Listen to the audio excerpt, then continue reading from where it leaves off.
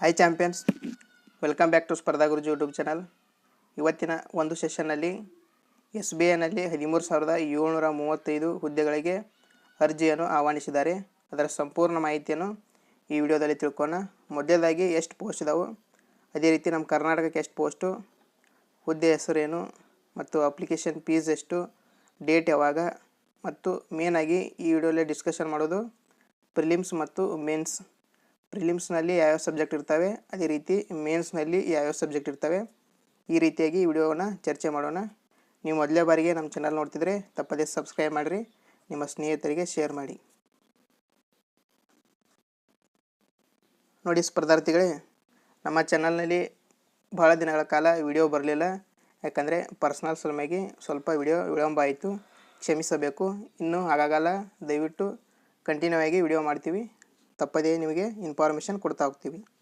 ಮೊದಲನೇದಾಗಿ SBIನಲ್ಲಿ 13,735 ಹುದ್ದೆಗಳಾಗಿ ಕನ್ಫರ್ಮ್ ಮಾಡಿದ್ದಾರೆ. ಯಾವ ಪೋಸ್ಟ್ ಅಂದರೆ ಜೂನಿಯರ್ ಅಸೋಸಿಯೇಟ್ ಅಂದರೆ ಜೂನಿಯರ್ ಕ್ಲರ್ಕ್ ಅಂತ ಕರೆದಿದ್ದಾರೆ. ಮೊದಲನೇದಾಗಿ ಇಲಾಖೆ ಹೆಸರು ನೋಡೋದಾದರೆ SBIನಲ್ಲಿ ಸ್ಟೇಟ್ ಬ್ಯಾಂಕ್ ಆಫ್ ಇಂಡಿಯಾದಲ್ಲಿ ಕರೆದಿದ್ದಾರೆ. ಇಲ್ಲಿ ಏನಂದರೆ ನೀವು ಜೂನಿಯರ್ ಅಸೋಸಿಯೇಟ್ಸ್ ಅಂದರೆ ಕಸ್ಟಮರ್ ಸಪೋರ್ಟ್ ಅಥವಾ ಸೇಲ್ಸ್ ಮಾಡಕ್ಕೆ ಕೊಡ್ತಾರೆ. ನಮ್ಮ ಕರ್ನಾಟಕದಲ್ಲಿ 50 ಹುದ್ದೆಗಳಿದಾವೆ, ಅದರ ಜೊತೆಗೆ 50 ಹುದ್ದೆಗಳು ಬಾಕಿ ಇದ್ದಾವೆ. ಅದರ ಜೊತೆಗೆ ಇನ್ನೂ ಕೂಡ ಹಲವಾರು ಹುದ್ದೆಗಳು ನೋಟಿಫಿಕೇಷನ್ ಮಾಡಿದ್ದಾರೆ ಕರ್ನಾಟಕದಲ್ಲಿ. ನೀವು ಅಪ್ಲಿಕೇಶನನ್ನು ಆನ್ಲೈನ್ ಮುಖಾಂತರ ಸಲ್ಲಿಸಬಹುದು. ಉದ್ಯೋಗ ಸ್ಥಳ ನೋಡೋದಾದರೆ ಭಾರತದಾದ್ಯಂತ ನೀವು ಸರ್ಕಲ್ ವೈಸ್ ಅಪ್ಲಿಕೇಶನ್ ಹಾಕಬೇಕು. ಕರ್ನಾಟಕನೂ ಐತಿ, ಮಹಾರಾಷ್ಟ್ರ, ಈ ರೀತಿಯಾಗಿ ರಾಜ್ಯಗಳು ಆದರೂ ನೋಟಿಫಿಕೇಷನ್ ಮಾಡಿದ್ದಾರೆ. ನೀವು ಸಪ್ರೇಟಾಗಿ ಆ ರಾಜ್ಯಕ್ಕೆ ಅಪ್ಲಿಕೇಶನ್ ಹಾಕ್ಬೋದು. ಇದಾದ ನಂತರ ಇದಕ್ಕೆ ಕ್ವಾಲಿಫಿಕೇಷನ್ ಏನು ಬೇಕಂದರೆ SBI ಕ್ಲರ್ಕ್ ಅಂತ ಕರೀತಾರೆ. ಇದಕ್ಕೆ ಕ್ವಾಲಿಫಿಕೇಷನ್ ಏನಂದರೆ ಯಾವುದಾದ್ರೂ ಪದವಿಯನ್ನು ಪಡೆದಿರಬೇಕು. ನೀವು BA ಆಗಿರ್ಬೋದು, BCom ಆಗಿರ್ಬೋದು, BSc ಆಗಿರ್ಬೋದು, ಅಥವಾ ಇಂಜಿನಿಯರಿಂಗ್ ಆಗಿರ್ಬೋದು, ಯಾವುದಾದ್ರೂ ಒಂದು ಡಿಗ್ರಿಯನ್ನು ಕಂಪ್ಲೀಟ್ ಮಾಡಿದರೆ, ಯಾವುದೇ ವಿಶ್ವವಿದ್ಯಾನಿಲಯ ಇರಲಿ, ಅಲ್ಲಿ ಡಿಗ್ರಿಯನ್ನು ಕಂಪ್ಲೀಟ್ ಮಾಡಿದರೆ ಈ ಅರ್ಜಿಯನ್ನು ಹಾಕಲು ನೀವು ಅರ್ಹರಿರ್ತೀರಿ. ಇದಾದ ನಂತರ ಏಜ್ ನೋಡೋದಾದರೆ ಕನಿಷ್ಠ 20 ವರ್ಷ ಆಗಿರಬೇಕು. ಅದೇ ರೀತಿ ಗರಿಷ್ಠ 28 ವರ್ಷ ಆಗಿರಬೇಕು. ಅದೇ ರೀತಿ ನೀವು ಏಜ್ ರಿಲ್ಯಾಕ್ಸೇಷನ್ ಕೂಡ ಪಡೆಯಬಹುದು. ಇಲ್ಲಿ ನೋಡೋದಾದರೆ ಅರ್ಜಿ ಶುಲ್ಕ ಎಷ್ಟಿರ್ತದೆ ನೋಡಿದ್ರೆ SC ST ಅಂಗವಿಕಲ ಇವು ವಿದ್ಯಾರ್ಥಿಗಳಿಗೆ ಯಾವುದೇ ರೀತಿ ಫೀಸ್ ಇರುವುದಿಲ್ಲ. ಅದೇ ರೀತಿ ಸಾಮಾನ್ಯ OBC ಮತ್ತು EWS ಇವರಿಗೆ 750 ರೂಪಾಯಿ ಫೀಸ್ ಇರ್ತೈತೆ ರೀ. ಹೆಂಗೆ ಮಾಡ್ಬೇಕಂದ್ರೆ ಆನ್ಲೈನ್ ಮುಖಾಂತರ ಪೇಮೆಂಟ್ ಮಾಡಬೇಕು. ಆಯ್ಕೆ ಹೆಂಗೆ ಮಾಡ್ತಾರೆ ಅಂದರೆ ಮೊದಲನೇದಾಗಿ ಪ್ರಿಲಿಮ್ಸ್ ಎಕ್ಸಾಮ್ ನಡೆಸ್ತಾರೆ. ಅದಾದ ನಂತರ ನೀವು ಪ್ರಿಲಿಮ್ಸ್ನಲ್ಲಿ ಪಾಸ್ ಆದರೆ ಮೇನ್ಸ್ಗೆ ಕ್ವಾಲಿಫೈ ಆಗ್ತೀರಿ. ಅದಾದ ನಂತರ ಭಾಷಾ ಪ್ರಾವೀಣ್ಯತೆ ಪರೀಕ್ಷೆ ಅಂದರೆ ಇಂಟರ್ವ್ಯೂ ಇರ್ತೈತೆ ರೀ. ಇಂಟರ್ವ್ಯೂಯಲ್ಲಿ ಸಿಂಪಲ್ ಇರ್ತೈತಿ, ನೀವೇನು ಹೆದರ್ಕೊಳ್ಳೋ ಅವಶ್ಯಕತೆ ಇರಲ್ಲ.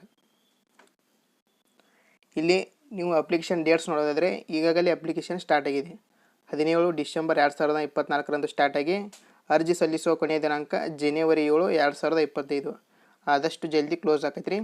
ಎಕ್ಸಾಮ್ ಯಾವಾಗ ಆಗ್ಬೋದು ಅಂತ ಕೇಳ್ತಾ ಇದ್ರಿ. ಎಕ್ಸಾಮು ಮಾರ್ಚ್ ಅಥವಾ ಮೇಯಲ್ಲಿ ಆಗ್ಬೋದು, ಅಥವಾ ಡೇಟ್ ಬಿಟ್ಟಾಗ ನಾವು ನಮ್ಮ ಯೂಟ್ಯೂಬ್ ಚಾನಲಲ್ಲಿ ತಿಳಿಸ್ಕೊಡ್ತೀವಿ. ಇದಾದ ನಂತರ ಈಗ ಮೇನ್ ಪಾಯಿಂಟ್ ಆದರೆ ಪ್ರಿಲಿಮ್ಸ್ ಎಕ್ಸಾಮಿನೇಷನ್ ಯಾವ ರೀತಿಯಾಗಿರ್ತೈತೆ ಅಂದರೆ ಮೊದಲನೇದಾಗಿ 100 ಮಾರ್ಕ್ಸಿಂದ ಎಕ್ಸಾಮ್ ಇರ್ತೈತೆ ರೀ. ಟೋಟಲ್ 100 ಮಾರ್ಕ್ಸು, 100 ಕ್ವಶನು, 1 ಗಂಟೆ ಕಾಲಾವಕಾಶ ನಿಮಗೆ ಪರೀಕ್ಷೆ ಬರಲು ಇರ್ತೈತಿ. ಇದು CBT ಮುಖಾಂತರ ಎಕ್ಸಾಮ್ ತಗೋತಾರೆ, ಅಂದರೆ ಕಂಪ್ಯೂಟರ್ ಬೇಸ್ಡ್ ಎಕ್ಸಾಮ್ ಇರ್ತೈತೆ ರೀ. ಮೊದಲನೇದಾಗಿ ಇಂಗ್ಲೀಷ್ ಲ್ಯಾಂಗ್ವೇಜನ್ನು ನೀವು ಇಂಗ್ಲೀಷ್ನಲ್ಲಿ ಬರೀಬೇಕು. 30 ಕ್ವಶನ್ ಇರ್ತಾವೆ ರೀ, 30 ಮಾರ್ಕ್ಸು, ಅದಕ್ಕೆ 20 ನಿಮಿಷ.